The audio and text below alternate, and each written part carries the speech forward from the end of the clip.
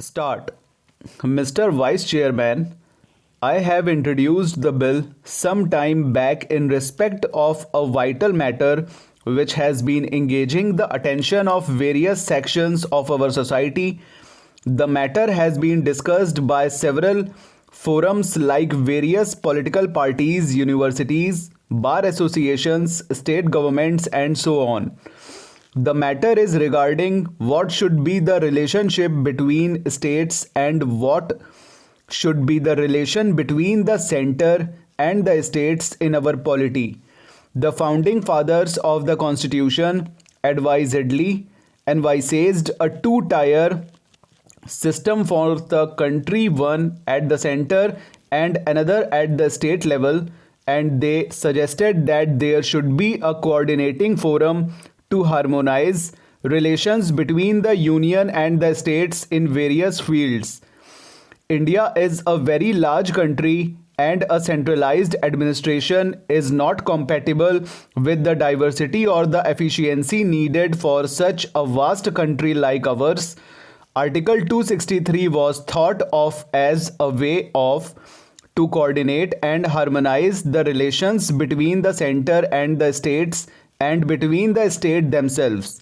Unity and diversity were accepted as natural in a situation like ours, and they provided a device mechanism and apparatus to deal with the situations which may lead to conflict or controversy between the states and between the union and the states. Mr. Vice Chairman, India has been divided and divided in the past. The problem of unity was a major concern at the same time. How to protect the autonomy of the states, the regions was also important. That was uppermost in the minds of the constitution makers. So Article 263 was brought in deliberately for this purpose. The constitutional arrangements envisage division of powers between the states and the center, also envisages common subjects which fall within the purview of both the central government and the state governments. Three lists were drawn up. There is the union list, there is the state list, and there is the concurrent list. But while working this arrangement in the last 4 decades, there has been a persistence, tendency of our centralization of power, concentration of power in the union government. The union government has been slowly and steadily taking over some of the functions, some of the powers which legitimately belong to the state governments. This caused tension naturally between the center and the states to a great extent. Some of the devices which were introduced to sort out the problems were merely ad hoc in nature. There was no comprehensive method by which the problem of union and state relations was resolved. For instance, in 1952 itself, there was a council dealing with health. Later on, there was a council dealing with local self-government. Further, there was a body to deal with sales tax. These steps were ad hoc in nature. They did not meet the purpose for which this article was introduced in the Constitution.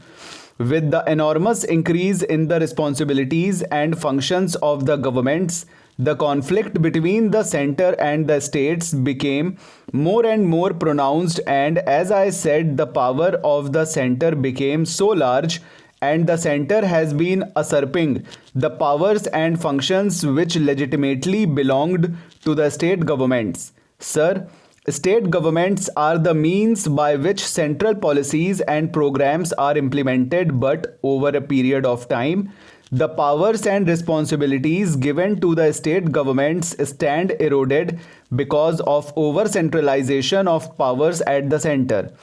I may give a few examples in the beginning.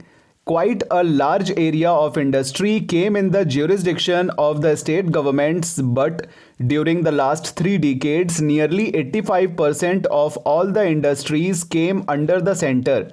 Only 15% remain with the state governments. In the case of taxation, all the flexible, elastic sources of revenue came under the purview of the center. The inelastic sources were given to the state governments. In the case of administrative services, all India services, the earlier purpose is not being realized. The purpose was that the All India services should have a national perspective, should serve the nation as a whole without endangering the legitimate interests, the powers, the control of the state governments. But in actual practice, this is not happening. The state governments have lost considerable control over the All India services. They cannot enforce discipline over them, and the All India service personnel working at the state level in a way are a law unto themselves. The state ministers and the government at the state level have become powerless to deal with the All India services which are functioning within the state. Take again fiscal matters. The government of India has assumed enormous powers to dole out its assistance to various state governments in its discretion. The discretionary power of the center has increased enormously in giving grants, in giving assistance to the state governments at its will. No norms have been drawn up. Sir, I am thankful to the members for the kind words they have said and references they have made to the Railway Ministry and to the Railway Board. It will not be possible for me to reply to all the points that have been raised here, but I will take the broader questions and try to meet them. The budget has been appreciated that financially it is a sound budget. It has been suggested from certain quarters that the surpluses could be increased if more economy is affected in certain items of expenditure. I have been trying and the railway board too to see whether we could further economize in the various sectors of the running of the railways, and we will continue to do that. It has been appreciated by the whole house that the importance of the transport capacity of the country cannot be overemphasized. I am fully aware that what I have proposed in the budget, that is the enhancement of the capacity for the transport of goods traffic, in addition to what has been provided in the second 5-year plan, will not be enough to meet the requirements of the country. It is not that we are not aware of that, but we have at the present moment to try to increase the capacity only according to the resources that may be available to us. And when I speak of the resources, I do not mean only monetary resources, but I mean also the material resources. As I have said, I am not going into details. Of course, it is a very relevant point that has been raised by Dr. Kunjuru, but I am not going into all those details. All that I say is that even this enhanced capacity will not be sufficient, and the railways will not be in a position to meet all the requirements of the country in the matter of transportation of goods traffic. And I was saying that when we were thinking of resources, we had to keep in view not only the monetary resources but the material resources also. We have never made it a secret that we are in a very tight corner as regards steel, cement and timber. My honorable friend Dr. Kunjuru asked what we were going to do about that, and some honorable members asked whether we cannot think of alternative materials. As the House is perhaps aware, we are sending a steel mission to Europe and other countries to try whether we can secure rails, sleepers and other steel materials in larger quantities. We are also trying to use more and more wooden sleepers in place of steel sleepers, but there is shortage of wooden sleepers also. Then we are thinking of using concrete sleepers in some of our yards. So we are always trying to replace the materials that are in short supply by the materials which may be in somewhat easier position. But what I want to emphasize is this, that taking into account all the developments in the country, we are quite conscious of the fact that even this increased capacity for transportation of goods traffic will not be sufficient to meet the requirements of the country. Of course, we are concentrating on the important basic materials like coal, iron and steel, cement and food grains, but I am afraid that we will not be in a position to create capacity which will be sufficient for the general merchandise. That was ignored even in the first plan, though we are trying to increase it to some extent. That will not be enough.